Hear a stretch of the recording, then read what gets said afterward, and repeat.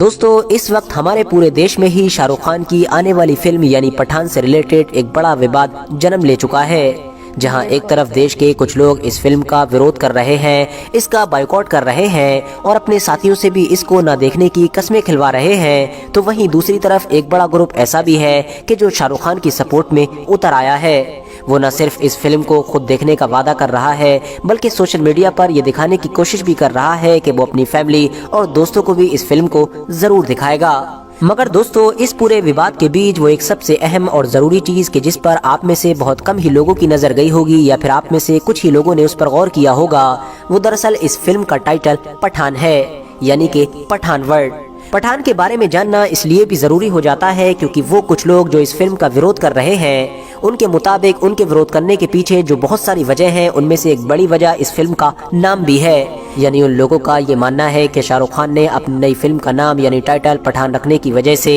न सिर्फ इस देश में रहने वाले लोगों की ही तौहीन की है, बल्कि खुद अपने देश की भी तौहीन की है। मतलब शाहरुख खान को अपनी फिल्म का टाइटल पठान रखना ही नहीं चाहिए था। मगर दोस्तों अब सवाल यही है कि आखिर ये पठान है क्या? पठान कौन लोग होते हैं, कहाँ रहते हैं, क्या करते हैं, कहाँ से आए थे, इन लोगों ने इतिहास में क्या किया था, यानी इन लोगों का पूरा इतिहास रहा क्या है, ये लोग मुसलमान कब हुए थे और आज के दौर में भी मुसलमान होते हैं या किसी और धर्म को भी फॉलो करते हैं। इसके अलावा भारत की राजनीति और भारत के पूरे इतिहास में भी इन लोगों का क्या योगदान रहा है। तो चलिए आज की इस वीडियो में हम यही सब कुछ जानने की कोशिश करते हैं। RH नेटवर्क के नॉलेजेबल फ्रेंड्स, पठान लोगों का इतिहास भी बड़ा दिलचस्प रहा है, क्योंकि जहां एक तरफ कुछ इतिहासकार इनको सीधे तौर पर खुदा की एक दूसरी मखलूक यानी कि जिन्नातों से जोड़ते हैं, तो वहीं दूसरी तरफ इतिहासकारों का एक ग्रुप ऐसा भी है कि जो इनका रिश्ता अल्लाह के एक मशहूर पैगंबर यानी कि हजरत सुलेमान अलैहिस्सलाम से जोड़ते हैं। उनके मुताबिक ये बनी इसराइल यानी आज के यहूदियों की ही एक नस्ल है कि जो वक्त के साथ 8 से हजारों साल पहले यहूदियों से एक कबीले के रूप में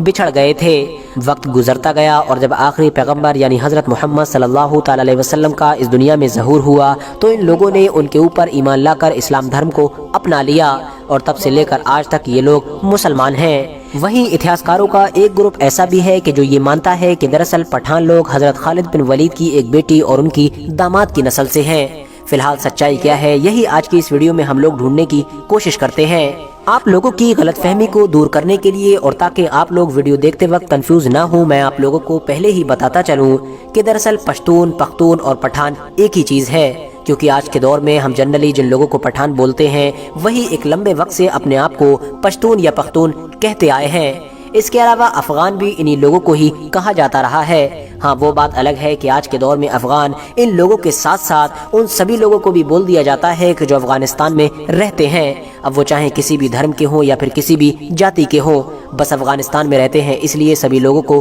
अफगान कह दिया जाता है। दरअसल दोस्तों पश्तून और पठान ये एक नस्ल है और जो भी इस नस्ल में पैदा होता है उन लोगों को पठान ही कहा जाता है। वैसे ही एक नस्ल के जैसे कि हमारे भारत देश में बहुत सारी अलग अलग नस्लें पाई जाती हैं। अब बात करें अगर लोकेशन के एंगल से, तो मैं आप लोगों को बता दूं कि इन लोगों की ज्यादातर आबादी आज के दौर में पाकिस्तान और अफगानिस्तान के साथ साथ हिंदुस्तान में पाई जाती है। इन तीनों देशों के अलावा भी आप लोग इनको कुछ कुछ तादाद में दुनिया के और भी बहुत सारे देशों में देख सकते हैं। अफगानिस्तान की राजनीति को तो छोड़ ही दीजिए, इवन पाकिस्तान की राजनीति में भी ये लोग अपनी एक अलग पहचान बना चुके हैं। इमरान खान जैसा पाकिस्तान का एक बड़ा और मशहूर लीडर भी दरअसल एक पठान ही है। इसके अलावा अफगानिस्तान और पाकिस्तान की क्रिकेट टीम में भी आप लोगों को पठानों के बड़े बड़े चेहरे नजर आएंगे। खास तौर से पाकिस्तान के जो मशहूर ऑलराउंडर हैं यानी कि शाहिद अफरीदी, वो भी दरअसल एक पठान ही है। बात करें अगर ऐतिहासिक तौर पर, तो मैं आप लोगों को बता दूं कि भारत के इतिहास में इन लोगों का हमेशा से ही एक बड़ा किरदार रहा है। दोस्तों पश्तून यानी पठान कौम को हमेशा से ही एक गैरतमंद और ताकतवर कौम के रूप में याद किया जाता रहा है और शायद यही वजह है कि आज के दौर में उनका जो अपना एरिया है यानी कि मेन एरिया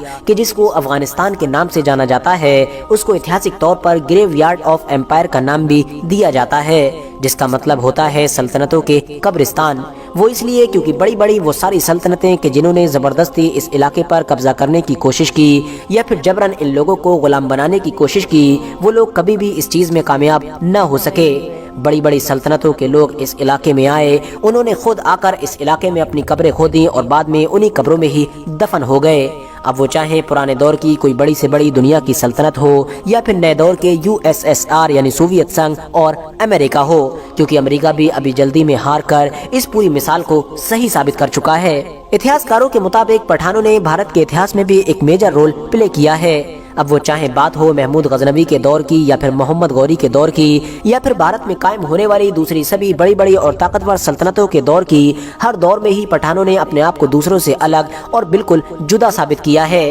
کسی دور میں ان لوگوں نے فوجی مدد کی تو کسی دور میں اپنی سمجھ بوجھ سے پوری دنیا کو حیران کیا۔ اتہاس کاروں کا تو یہ بھی ماننا ہے کہ بھارت میں قائم ہونے والی کچھ مسلم سلطنتیں ایسی تھیں کہ جو پٹھانوں کی مدد کے بغیر قائم ہو ہی نہیں سکتی تھیں۔ یہی وجہ ہے کہ یہ لوگ لگ بھگ سبھی مسلم سلطنتوں کے دور میں اور خاص طور سے مغلیہ سلطنت کے دور میں دربار کے بڑے بڑے پدوں پر فائز رہے۔ اس کے علاوہ انگریزوں کے خلاف لڑی جانے والی بھارت کی جنگ آزادی میں بھی یہ لوگ آگے رہے۔ ویسے تو پٹھان فریڈم فائٹرز کی یہ لسٹ حد سے زیادہ لمبی ہے، مگر پھر بھی اس لسٹ میں ایک نام ایسا ہے کہ جس کو اپنی اس چھوٹی سی ویڈیو میں بھی اگنور نہیں کیا جا سکتا ہے، اور وہ نام ہے خان عبد الغفار خان۔ وہی خان عبد الغفار خان کے جو نہ صرف گاندھی جی سے حد سے زیادہ انسپائر تھے بلکہ گاندھی جی کے سب سے قریبی بھی مانے جاتے تھے۔ خود گاندھی جی بھی ان سے حد سے زیادہ انسپائر ہوئے تھے۔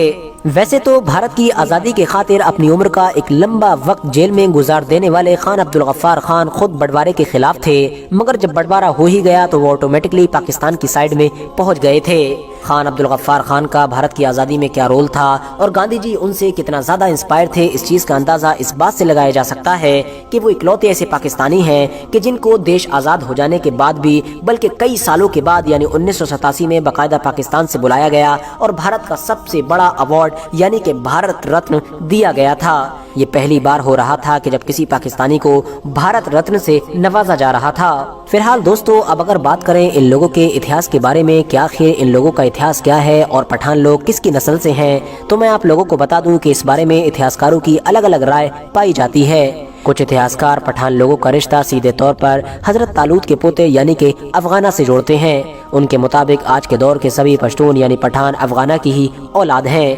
وہیں طالوت کے جو حضرت سلیمان علیہ السلام کے والد یعنی کہ حضرت داؤد علیہ السلام سے پہلے بنی اسرائیل کے بادشاہ ہوا کرتے تھے۔ آپ کو بتا دوں کہ حضرت طالوت کے جو پوتے تھے یعنی افغانہ، ان کی پرورش بھی حضرت داؤد علیہ السلام نے کی تھی۔ بعد میں جب یہ افغانہ بڑے ہوئے تو اس دور تک حضرت داؤد علیہ السلام کی اس پوری سلطنت پر ان کے بیٹے یعنی حضرت سلیمان علیہ السلام کا راج ہو چکا تھا۔ حضرت سلیمان علیہ السلام نے بھی اپنے والد یعنی حضرت داؤد علیہ السلام کی طرح بعد میں افغانہ کو اپنا پیارا اور قریبی بنائے رکھا، ایون ان کو اپنی فوج میں بڑی بڑی ذمہ داریاں بھی دیں۔ مگر دوستو، ان لوگوں سے لگ بھگ 400 سے 500 سال کے بعد کہ جب بیبیلون ایک دنیا میں بڑی طاقت بن کر ابھرا تھا اور دوسری طرف بنی اسرائیل حد سے زیادہ کمزور اور برے حالات میں پہنچ چکے تھے، تو بیبیلون کے ظالم بادشاہ یعنی بخت نصر نے بنی اسرائیل